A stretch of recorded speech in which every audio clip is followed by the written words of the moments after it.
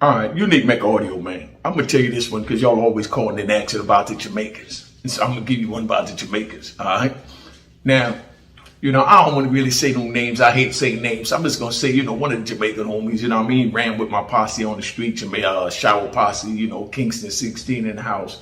Big shout out to Tivoli and the whole nine, the shower posse and everything.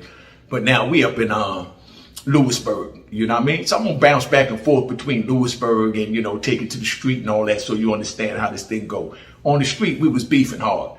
You got two fractions, You got you got us and we got them. The PNP. Now, when the election time was coming around, it was like crazy. We talking about in Jamaica. We used to sell drugs in Jamaica in order to send the drugs, to sell the drugs, to trade it over, to get guns in order to send it back, to Jamaica, to fund the war, to make sure our homies down there that lost the war was ready for the next election time. Because election time, we got what they call vote getters. All right. A vote getter is a gun. I'm talking about the bigger the gun, the bigger the vote that you're going to get, because the bigger you can stop certain things. So now we doing our thing up here. We in Brooklyn, So of course, we beefing hard. And, we lost the election in 1980. PNP lost the election. So, a lot of us came up to America. We bringing our brothers up because that's not the time to be down there because, our political party's not in office. So we up here. And then, of course, I got to say this name because y'all been asking about him. We're going to say, Delroy Uzi. Delroy Uzi came up from down Jamaica and his fraction won the war. So he felt like anybody up here in America, they owed him. They owed him. Whatever you make in America, you got to pay taxes to him because you lost the war in Jamaica, even though we no longer in Jamaica. So you can imagine that mind frame. Delroy Uzi was a one-man army. He came up, he got a bunch of Americans because, Jamaicans was real big in New York. Remember that's when KRS-One made the song saying that the dreads in Brooklyn was crazy. But we the dreads they was talking about in Brooklyn. So it's like Delroy Uzi would drive by the store. We had a little store over there on Schenectady between Sterling and Park. Over there, Crown Heights. We doing our thing, so we in little buck dance. Y'all remember buck dance, y'all Jamaicans from back in the day. Big shout out to Danny Barnes. Danny Barnes was the leader of the shower posse back then who make things happen and make things go right. You know what I say? So him sent for, one of the good man, them Chinaman. So Chinaman come up. So now they might do them things, and Chinaman, he only want to deal with weed. If we robbed the dude and we got weed and coke, all he wanted was the weed. The coke was worth way more, so we ain't had no problem giving him weed. But he came up on some straight Jamaican time that he wasn't gonna handle no white powder, whether it's coke, heroin, and none of that. He wasn't gonna poison the people. Big shout out to Chinaman. I saw him on move. But now when him come up, we got Delroy Uzi who driving around. Running with, he won the war for Ciega. He was one of the alleged hitmen. So Delroy Uzi doing his thing, he moving around. And when he'll drive by the store, we out there. He didn't have Jamaicans with him. Let's get that right. He was a one-man army. So what he did was he went and got a bunch of Americans that want to be Jamaicans because like KRS said, the dreads in Brooklyn was crazy. The dreads in Brooklyn was crazy. So Delroy Uzi, he drive by the store in his little LTD tinted out window, and he got about 4 dudes in the car with him. He the only Jamaican. Everybody in the car speak Jamaican. You'll swear everybody Jamaican. The Jamaicans in the car, the dudes in the car speak better Jamaican than the Jamaicans, but they was Americans. You know what I mean? So he labeled them the Rankers. The Rankers, that means it stink. In Jamaica, we say tink. You know what I say? Because we don't use the TH. We just say it tink. You know what I'm saying? So he labeled it the Rankers. You know what I mean? Because he allegedly was, chopping bodies up and, going crazy with it. Look him up for those of y'all that don't know. I'm going to do something else on him later. But he's a part of this. Because this leads into the prison system. And as you know, this is a prison story. So Delroy Uzi, he moving around. When he drive through the hood, he drive through with tinted windows. He cracked the window a little bit. And he looking. If anybody out there selling drugs that's from PNP, he going to stick his gun out the window and wet up the whole goddamn block. He don't care who he hit. You know what I mean? And then he had the Rankers with him. You know what I mean? Because he left niggas stinking. That's what Rankers mean. He left niggas stinking. So let's get it right. You know what I mean? So now there we'll drive by and he cracked the window and we see him. We out there. We used to have our little cocaine. I should have had one. I like having the props, man. I'm gonna get one next time I do one with him. And I talk about, you know, the pool hall we used to hustle at over on Schenectady. I don't want to say the name or none of that because it was named after the owner, you know. But we had the little Altoid, the little Altoid pack, the little aluminum can. You know what I mean? That you buy the little cough drops or whatever it was in it. And we used to take the heroin and we, you know, put it in the pyramid paper. We put it in aluminum foil and we made our little $10 bags. We put it in there. We sold $10 bags right there over there on Schenectady. You know what I mean? We did our thing, you know. So there will Uzi come by. We out there selling our thing. And as soon as he see us, he start busting at us because, you know, we wasn't paying. You know what I mean? We wasn't going for the extortion. Let's get that right. So a whole lot of killing went on. You know what I mean? Because, you know, the 90s was out there and then that's the 90s posse. You know what I mean? We was doing our thing, man. But they will come by, he drive by and we sitting out there. We got our little Altoid packs in our pocket with all the heroin in it. And we selling little $10 bags of heroin. You know what I mean? And we doing our thing and, you know, we get money. You know what I mean? But he felt like we supposed to give him some of that money. But now we ain't trying to give him none of that money. We definitely ain't trying to do that. You know what I mean? We earned it this hours. We gonna die for it. So when he come by, and we see him, everybody duck and pull out their big gun, bang, bang, bang, bang, and everybody shooting, bang, bang. He's shooting back, we shooting back, and he got all these Americans in the back of the car speak Jamaican better than the Jamaicans. You know what I mean? And they was trying to prove a point to Delroy that they was just as hard as the Jamaicans. And you know, wasn't nobody going hard as Jamaicans back then because we ain't had nothing to lose. We coming from an island where we chopping chickens' heads off to eat, you know what I mean? 3 times a week. You know what I mean? Where we slaughtering a pig or slaughtering a goat. So blood, you know what I mean? Head chopping off, that wasn't nothing. So whether it was a goat or a pig or whatever, it didn't matter. Either way, we was chopping it off. So next thing you know, allegedly, Delroy was responsible for chopping off heads. Allegedly. Let's get that right. You know what I mean? But this dude was the most vicious. You understand what I'm saying? I can tell you some things about him, but it's not about him. It's about a prison story. But from after us doing that and all that, everything going on, next thing you know, Donnie Boy and them go up north. You know what I mean? He got locked up and then Chinaman take over. So once Chinaman take over, that's when the crack era came. Because I was just talking about the heroin era. But now the crack era coming. The crack era coming, he take over, he get involved. You know, he pled guilty, so it ain't no telling. So Chinaman get involved with selling the cocaine and things like that. They move down to Texas. They start doing their thing in Texas. You check the newspapers, they try and say that it was like 1,500 murders in Texas. You know what I mean? Dudes in Texas know about, you know what I mean? The shower posse and, you know what I mean? The gully posse and the Jamaicans coming down there, lighting it up, turning it up, making it official. You know what I mean? Not bragging, just letting you know what it is. When I say official, meaning that we went down there and took over certain areas. They fought back because they men down there in Texas too, you know, as they should. But, you know, a lot of lives was lost on both sides. I wasn't down in the Texas thing because I was locked up out of Jersey. Then I came out and then I went over there to the Bronx and then I went to Harlem and did my thing and boom, boom, boom. And Delroy did him. You know what I mean? Now they come in, they lock up Delroy. Delroy get locked up and Delroy was the first Jamaican they charged under the RICO law. So he winds up with like 6, 7 life sentences and he winds up, you know, going to Marion. So while he locked up, now we out there doing our thing. Then a few of us get locked up. Then they shut down on the shower posse. You know what I mean? Because a couple of good brothers got killed. Maybe I say some names in another video, but it's a prison story. So we sitting here and, you know what I mean? We all get locked up and we in the joint and, you know, dudes started folding, you know, the gully posse brought up one of the Jamaicans. He used to play the guitar like Bob Marley and sing all the Jamaican songs, but he was a good people picnic, meaning good person's kid. You know what I mean? Picnic is a kid. So my good people picnic. So I play the guitar, but then I'm going to work up in the house and then, you know, I sell the crop through the door and make sure the thing's running right and all that. And, you know, we got the building, we doing what we got to do. But he wound up telling them, you know what I mean? They told on the Texas operation. So they went down for the Texas operation. By then, I done left them. I'm in the Bronx doing me on my own because it was getting too crazy over there. You know what I mean? So now we all get locked up and we in Allenwood. Now, when we get to Allenwood, I got one of the good brothers with me. I ain't going to say his name either. You know what I mean? It would be nice to say his name, but we got one of the good brothers down there. And he was one of them that was charged like 7, 8 murders at least in New York alone. Then Texas was charged with like 15, 20 murders. You know what I mean?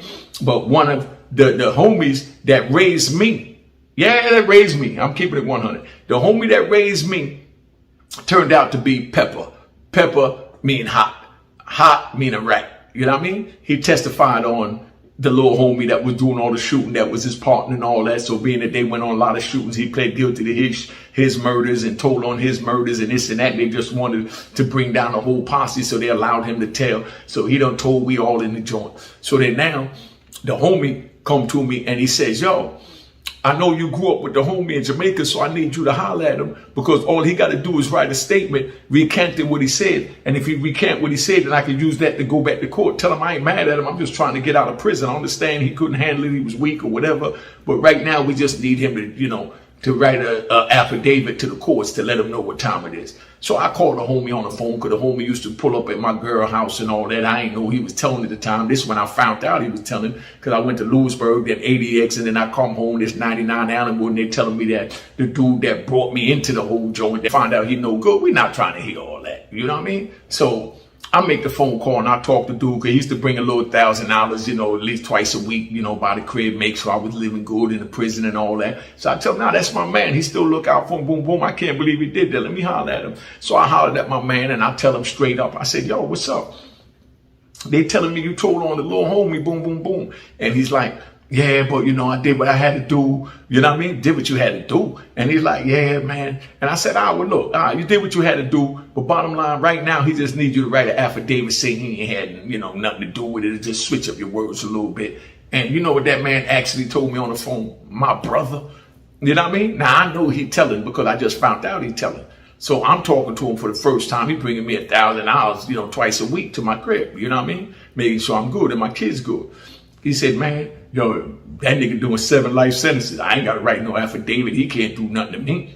You know what I mean? I'm like, oh, man, how you going to say something like that, dog? You already know we don't do that. You already told the homie, said you can make it right by you coming clean saying what it is. And he's like, man, I'm not doing it. You know what I mean? I said, come on, dog. How you going to do that? It's bad enough you told her. I ain't supposed to be talking to you. So he's like, they call me Brendan. Now, Jamaican, I'm say Brendan. So I'm saying, yo, Brendan, me do it, my for do. You know what I mean? The man that can't catch up with me, so man, I don't worry about them. I said, yo, but I'm telling you now, man, you ain't got to bring no more money by my house. You ain't got to come by my people. Don't even come around my kids, because I don't even want to be associated with a dude like you. You know what I mean? He's like, man, I respect that, but right now I'm doing this music thing. I'm doing good. I said, man, screw that music, man. Honor your code. Honor, the word. You already know we don't tell on each other. And he's like, man, I did what I did, man. You know what I mean? So now I got to go back to the homie and tell him I talked to the homie, because he had his hopes up thinking that he might do it on the strength that he knew that he was a man before he told, thinking that maybe he'll be a man now that he's up from under the peoples. He turned around and he said he can't do it. So I tell the homie, and the homie's like, yo, Brandon, you already tried, man. Them call me Brandon because I speak American real good, and I know that you. Yeah, them I call me Brandon. So I saw it, I go. So man, I worry about that. So when them tell me that, we tell them, say, yo, me can't help you. You know what I mean? I saw it, I go. So, like everything good. So, I stopped talking to dude, but me and the homie in jail, we still cool and we doing our thing, you know what I mean? And, so we in the joint one day in the laundry room. So one of the Jamaicans playing the bongos on the washing machine and playing the music, and another dude, he chanting in Jamaican, and we in there having a good time, and we smoking our little weed. Yeah, so we in there smoking our little weed, and we doing what we gotta do, man. And American dude coming there from Ohio, big old country strong dude, you know what I mean? No disrespect to the country dude, but he was a big old strong dude. He come up in there and he telling us like, y'all don't belong in here. Y'all ain't supposed to be in this country. Y'all making all this noise. I can't wash my clothes. You know what I mean? So my little man was already mad that the homie wouldn't, write the affidavit to free him. So he tell him straight up. He said, yo, if you feel that way about it, you know what I mean? He pulled out the knife. You know what I mean? And he hit him, bong. So when he stabbed him, he ran out the laundry room. So when he runs out the laundry room, he go get his knife and go get his homies from Ohio. So now they come back in the laundry room, and we all in there because we waiting. You know what it is. I mean, we set it off. We ready to go to war. So he come up in the laundry room, and everybody stabbing everybody, and we going at it. And we in the laundry room so the camera can't see it. Nobody can't see it, but the homies, the rest of the inmates that's in the day room, they watching this, but they looking through the glass. There's a big glass. Everything is glass so you can see. So they see the Jamaicans in Ohio dudes getting it on over there in the laundry room. Bang, bang. Everybody stabbing each other. We going at it. Blood everywhere. You know what I mean? Teeth everywhere. I mean, dudes getting their teeth knocked out, getting bust in the face with the shank and the whole nine. So when all this going down now, when the police finally see a couple of people looking, because everybody know when something going on, you act like you don't see it. You know what I mean? Because if you do, then you telegraphing, as they call it, or you dry snitching, you know. But the police seen a couple of dudes telegraphing and dry snitching. I kept turning their head looking, you know what I mean? Knowing they not going in to help the Jamaicans or the goddamn Ohio dudes. So we going at it, bang, bang, bang, bang, everybody going at it. They hit the douches, the police come in. When the police come running up in there, they grab everybody and they pull us all out. And you know what I mean? There's blood everywhere, knives everywhere. They take us in the joint, they lock us up. And then, you know, we did like 30 days in the hole. We come out the hole, you know what I mean? And, you know, they shipped the whole higher dudes because, you know, we was the aggressors. The way the feds work, if you're the aggressor, and no disrespect to Ohio, Carl, if you're the aggressors and you win in the joint, you know what I mean? They're going to keep you and ship the losers. Because if they keep the losers, then everybody else is going to prey on the losers. So they keep the winners. So that's how the feds work. You understand what I'm saying? If you losing, they ship you. If you get in a fight, you lose, you get shipped. You understand what I'm saying? So now they don't ship them. So we out there, we chilling. So now we got the rep that the Jamaicans go hard. You know what I mean? Because I mean, when the police came in, we still pushing. You know, the Ohio dudes put their knife down and comply, but we wasn't complying. I mean, things just went real crazy. But we all up in the joint. So then now I call home, and you know, my kid's mother told me, yo, you know, your brother came by and he dropped $5,000 off for you. You know what I mean? So I'm like, yeah, I will just put it up when he come back, just give it back to him.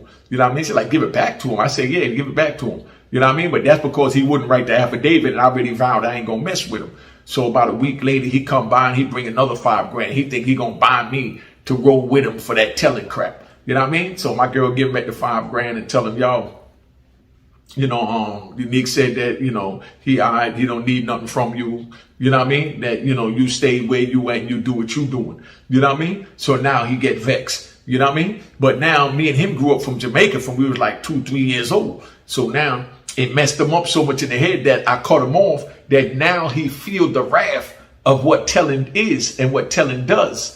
You know what I mean? So now he realized that he's really blackballed from the whole car. He figured if anybody would have understood, it would have been me, being that he giving me money and we go all the way back since childhood. And you know what I mean? He brought me into the, you know, the posse and the whole nine.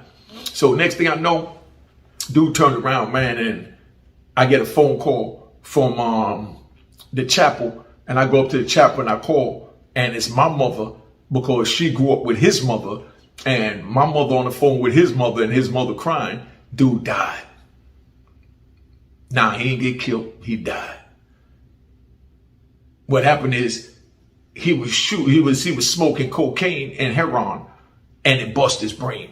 You understand what I'm saying? So now when I get off the phone, I go tell, you know, the homie, I almost said his name, and I went and told the homie that, y'all, you know, dude dead, because we already was thinking that he was going to come around to his senses, which he obviously was when he started bringing me, instead of a G a time, he started bringing me 5 G's a week instead of the G twice a week.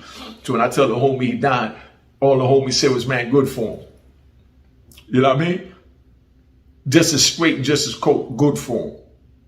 You know? But that's how it is. We don't respect people when they tell. You understand what I'm saying? That means all the love, all the work you put in, everything is washed out.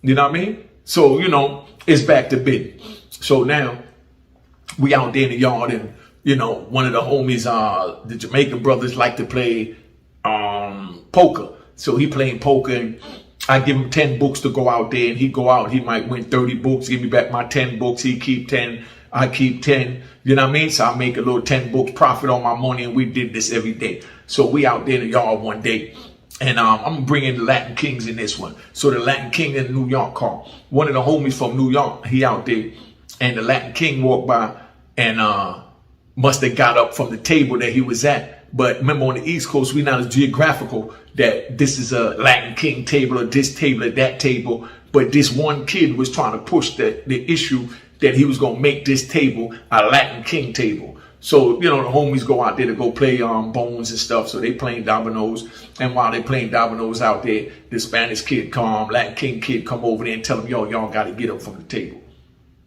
You know what I mean? It's a Latin King table. He said, man, ain't nobody out here. This ain't no Latin King table. He said, yeah, we sit here every day. My homies getting ready to come out. He said, all right, when your homies come, you let them know that we playing. And he's like, nah, it's a Latin King table. So my man said, man, go ahead with that. So dude leaves, and then he come back. When he come back now, what he do is he come back, and my man sitting there, and he stabbed him in his rib. You know what I mean? My man real thick, light skinned dude. So he stabbed him in his rib, bomb. So when he hit him in his rib, he turned around, he looked at dude, you know what I mean? And he grabbed his hand and grabbed the shank from him. And could you believe this dude stabbed him with, you know, those little aluminum trimmings they put in front of the carpet when they put the carpet down? He stabbed him with one of them, and the joint damn near bent up. It was so weak. You know what I mean? So my man turns around and he punishes him. So when he punishes him, all the Latin Kings come out there and they start fighting with the New York car, and you know what I mean? And this big old thing going on out there in the yard till the police come. They lock everybody up. So we all get locked up. Then the Latin Kings found out that what it was all about, that it was about a table. Him telling we couldn't sit there. When New York get along with Latin King. The Latin Kings is from New York. And we on the East Coast. We all family. You know what I mean? And you know, it was just one big mess after another. So the homie left his glove, dropped his glove out there because he went to put on his glove, but didn't have time to put it on because the Kings was coming from everywhere. And the glove had the 5% flag on the back. And of course, we all the blacks, we 5%ers, even a couple of the Jamaicans, we 5%ers. So when they come, you know what I mean, and they free everybody, they find the glove, you know what I mean? So when they find the glove, I'm in the unit, you know what I mean? After they lock the joint down, they come in the unit. And they let us out to go eat one unit at a time. When I go up there, the police pull me over and they gonna tell me, yo, we found this glove out there and they got your flag on it. I see you got the 5% flag. You just coming from 80X. We think you the big homie. You had something to do with it. Da, da, da. I said, man, I don't know nothing about none of that, man. They said, well, we're gonna have to lock you up. I said, well, you're gonna have to lock me up. So they grabbed me, put the handcuffs on me. They walking me down towards the hole. So we go down towards the hole and we get there and we get ready to go in. Right before they put me in, they turn around, they take the cuffs off. They say, nah, man, get head back to the unit. You know what I mean? I said, why you do all this? He said, because most people would have told by the time they took that long walk down to the shoe, knowing they get ready to be locked in solitary confinement. And we ain't got nothing on you. We got the dude that stabbed the dude that he stabbed, and we got everybody. So we going to let that ride. You understand what I'm saying? So now when I go back out there, being that I'm Jamaican, but I'm from Harlem, you understand what I'm saying? And I run with the Americans, I deal with the Jamaicans, I deal with everybody. So when we go back out there now my Jamaican homies pull up on me. They want to know what's going on because now they ready to move on to Latin Kings. You know what I mean? So now I know the Latin King shot caller. He was from Connecticut. So I go push up on him and he said, yo, we know you ain't got nothing to do with it. The homie was wrong. You know what I mean? He went and tried to push the knife. He ain't even tell us what was going on. We wasn't sanctioning no claiming no table or none of that. So I don't know what none of that is. You know what I mean? So, you can tell your Jamaican homies to stand down that, we ain't got no problems. It's back to business as usual. Because like my man Mario X3 said, the Sereno that had on there, and make sure you tune in Friday. We're going to drop the video Friday. But, Latin King, the Sereno, like he said, you know what I mean? Nobody want to shut the jail down, you know what I mean? Because that stopped money. Ain't nobody trying to stop no money, you know what I mean? So, that weekend, we wound up getting the package. So, we broke the Latin Kings off, make sure everybody eat. And you know what I mean? And we did our thing. We looked out for the Chinese. I got to tell you about the Chinese dudes, man, because the Chinese dudes had a vicious car in there too. Yeah, Chinese had a vicious car, man. You know what I mean? But it is what it is. I ain't going to be here all night. I just want to give y'all something real quick. You know what I mean? Just to let y'all know what it is, man. But, the moral of this, man, stay out of prison, man. Because the same way they picked me up because they found a glove out there. You understand what I'm saying? And tried to bring me in it. You know what I mean? And the same way the Jamaicans was going to get in it, they ain't had nothing to do with it. Because even if a dude wanted to say that, nah, Unique came with the Americans, I ain't rolling with him. He had to roll because I'm Jamaican. And you know what I mean? You got to hold the car down. Whether you want to or not, regardless what your personal feelings is, like you could be beefing with a dude. I don't care how much you beefing with a dude. You could be arguing. But if he get into it with somebody, everything stop. You roll against that person. After you take care of that incident, then you go back to not talking. But you got to know when to let it go. You know what I mean? So whether you want to let it go or not, you got to let it go. You know what I mean? So, that's what it is, man. So that's why I'm telling the youngins, don't get involved in a life of crime. Don't go to prison. because you're going to have to make choices that you don't want to make, what they call on the street peer pressure, but it ain't peer pressure because a dude going to roll with you even when you wrong. You understand what I'm saying? Because you're part of the car, he don't want nothing to happen to you at the hands of the next person. The same way a parent or a mother don't want someone else to put their hands on their child, is the same way the car don't want somebody outside the car to put their hands on anybody that's in the car, because we parented each other. This is prison. So you can't say, man, I don't like him, or I ain't got nothing to do with it, or whatever. If shit jump, it is what it is. You got to move. You know what I mean? So, I'm going to tap out, let you know, cop the book of Ruin Harlem. Subscribe to Unique Mecca Audio TV. Unique Mecca Audio with TV at the end. Subscribe. That's where I'm going to put my prison stories and my live videos. I did a live last night for, with Fat Man Scoop, Gene Deal, Mac Mean came in, 050 tapped in. I mean, it was a nice, positive show. We did real good, man. But like I said, I'm getting ready to tap out. I just wanted to come in to give y'all something because I know it's been a minute and know what it is, man. All right. So we just going to keep it 100.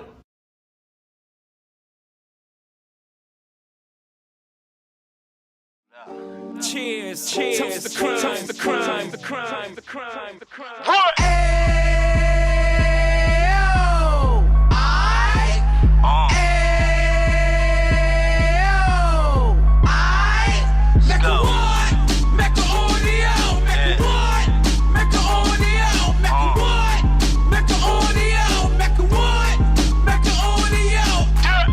Fresh out the can of 26, he back on the strip, getting back in the mix. What he mentions a gift. You stand up 10 toes down, and I suggest you pay attention to this. Take a little gully posse and put it in Harlem. He cut from the bottom, came up from the bottom. Drop the book, you should go and get it. The Instagram page and the YouTube, you could go and visit.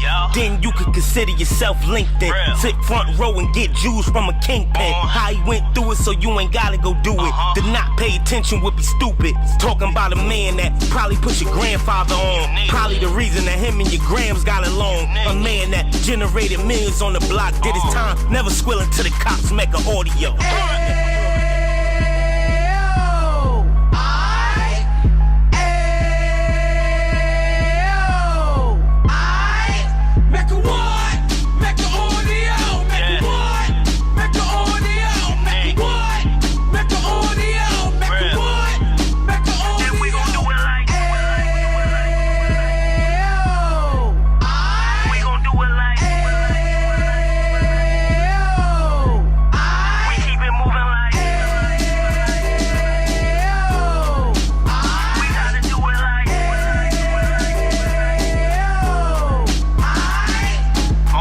Get it live like 2 G's in the 90s. Drop top beamer so shiny. I let shorty go, she was whining.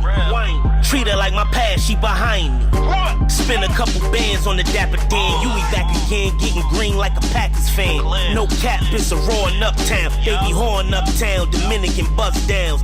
Now we on the positive, we got a lot to give. Now he trying to stop the kids from being inoperative. So take heed, homie, lend a ear. He started in uptown, he gon' finish dead. But now it ain't about selling drugs, buying cars. It's about buying property to make the community yours. So we can give back to the youth them, cause they the truth them, and bless up to all the road men.